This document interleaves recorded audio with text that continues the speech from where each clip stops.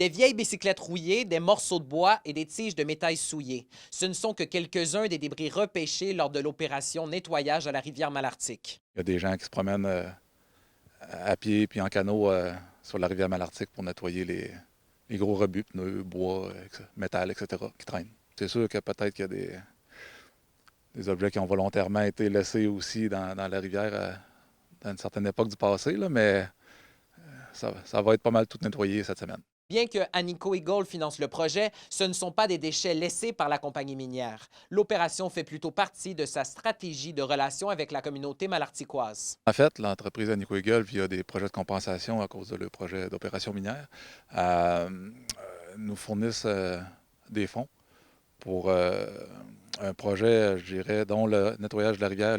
Les rebuts comme tels n'ont pas de lien avec l'entreprise minière, effectivement.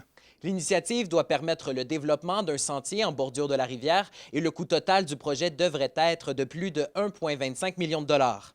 Le projet s'appelle le projet de revitalisation de la rivière Malartic. Donc, il y a le nettoyage des gros rebuts, mais il y a aussi un parc linéaire qu'on appelle, là. Donc, ça consiste en un sentier multi-usage là, qui va longer en grande partie la rivière Malartic.